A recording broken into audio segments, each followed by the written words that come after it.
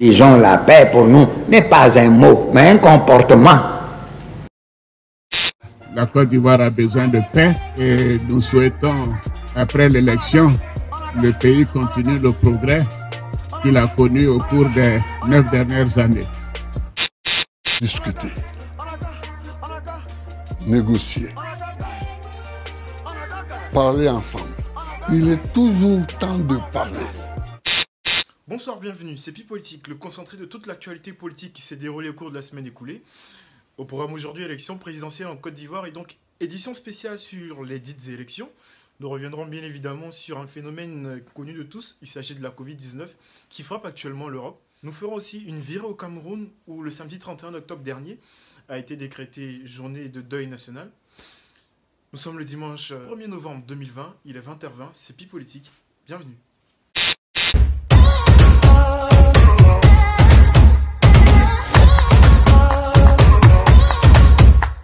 Au lendemain de l'élection présidentielle en Côte d'Ivoire et bien évidemment après de nombreuses annonces de catastrophes, elle a eu lieu.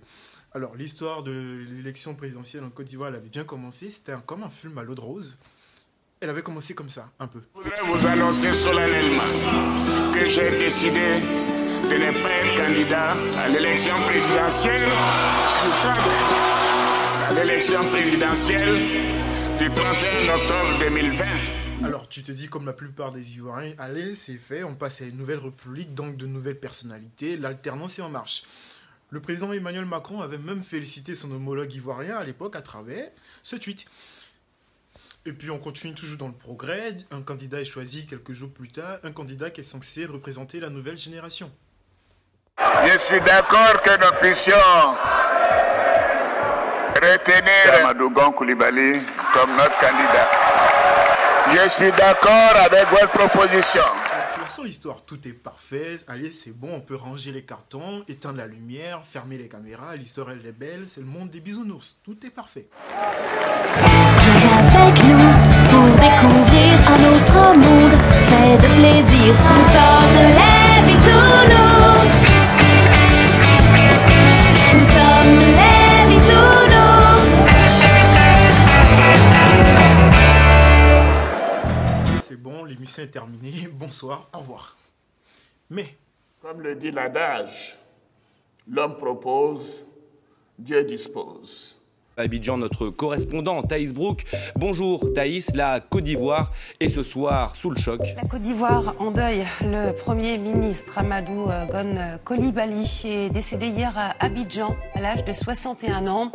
L'homme politique a été victime d'un malaise en plein conseil des ministres. du coup, c'est le drame. Le Premier ministre, candidat à l'élection présidentielle, décède. Chamboulement dans la classe politique ivoirienne, bien évidemment au niveau du parti au pouvoir, le Rassemblement des Oufouettistes pour la démocratie et la paix, RHDP, c'est une catastrophe. Qui pour remplacer le successeur qui est censé succéder au président de la République? Je suis donc candidat à l'élection présidentielle du 31 octobre 2020. Alors bien évidemment, le président de la République revient dans l'arène politique, dans le jeu politique. Il décide à cet effet de redevenir candidat par devoir citoyen, parce qu'il a besoin, selon lui, de former une nouvelle équipe pour assurer la relève. L'opposition crie ainsi au scandale et parle aussi de violation de la Constitution. Du coup, finalement, 44 candidats se présentent à l'élection présidentielle du 31 octobre 2020. Le Conseil constitutionnel tranche, ils sont finalement 4 à briguer la magistrature suprême. Il s'agit à cet effet des candidats Aimé-Henri Konan Bédié, Alassane Ouattara, Pascal Afni-Guessant et Kouadio Konan Bertin. Alors, au lendemain de la décision du Conseil constitutionnel, des partisans de l'opposition anti-troisième mandat manifestent dans le pays. De nombreuses violences réjaillissent un peu partout, jusqu'à quasiment la veille de l'élection présidentielle en Côte d'Ivoire. Ah oui, il faut aussi préciser qu'à cet effet, le Rond-Point Magazine avait même tenu un débat pour donner des solutions face à la montée des violences en Côte d'Ivoire. Débat que vous pourrez trouver sur la page officielle du Rond-Point et aussi sur celle de Pi Politique. Bref, il faut aussi rappeler que ces violences ont même poussé l'ancien président Laurent Gbagbo à sortir de son silence après 8 à 9 ans, au cours desquels il ne s'était pas prononcé officiellement sur la situation politique en Côte d'Ivoire. Et qu'au-delà de cette phrase qui a retenti comme un choc dans la plupart des esprits, passer la main à une nouvelle génération? La jeunesse ne dit rien du tout.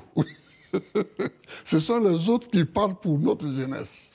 On retiendra plutôt du discours du président qu'il a appelé à la discussion, au dialogue, pour éviter la catastrophe au lendemain de l'élection présidentielle.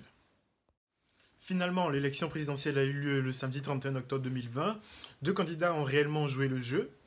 Il s'agit des candidats Alassane Ouattara et Kwadwo Konan Bertin. Par ailleurs, il faut aussi noter qu'au sorti du bureau de vote, le président Alassane Ouattara avait été interrogé par des journalistes français et manifestement, il semblait agacé par cette question, tendant à lui rappeler qu'il briguait le premier mandat de la Troisième République. Et puis vous devez arrêter d'imposer les normes de l'Occident aux Africains. Nous sommes suffisamment majeurs pour gérer nos pays. Nous le faisons en fonction de nos objectifs. La Côte d'Ivoire est un pays qui est sorti de crise, qui a besoin de stabilité, et c'est au nom de cette stabilité que j'ai personnellement accepté de faire ce mandat auquel j'avais renoncé. Donc je crois que ça suffit comme ça. Je vous remercie. Alors, c'était un peu le résumé de toute l'histoire de l'élection présidentielle. Avec les violences qu'il y a eu, la jeunesse ivoirienne s'est prononcée un peu partout sur les réseaux sociaux. Nous avons à cet effet retenu une vidéo qui, espérons, pourra sensibiliser les jeunes Ivoiriens.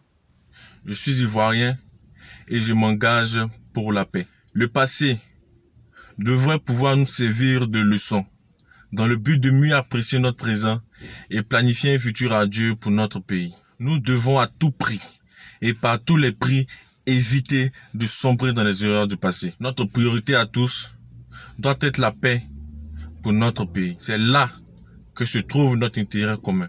Faisons le bon choix cette fois-ci. Que Dieu nous bénisse et que Dieu bénisse la Côte d'Ivoire. Ailleurs dans le monde, de grandes manifestations à l'encontre du président français et donc de la France ne cessent de grandir. Dans le monde musulman, après le président turc, c'est l'Arabie Saoudite, le Bangladesh, la Tchétchénie par son président Ramzan Kadyrov, qui ont condamné l'attitude du président français à soutenir la liberté de blasphème, le droit à la caricature, au lendemain de plusieurs attentats, dont celui contre Samuel Paty et l'attentat de Nice.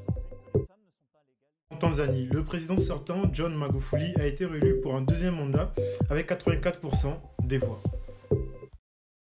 Et puis au Cameroun, le président Paul Biya a décrété une journée de deuil national après les attaques de jeunes élèves à Kumba.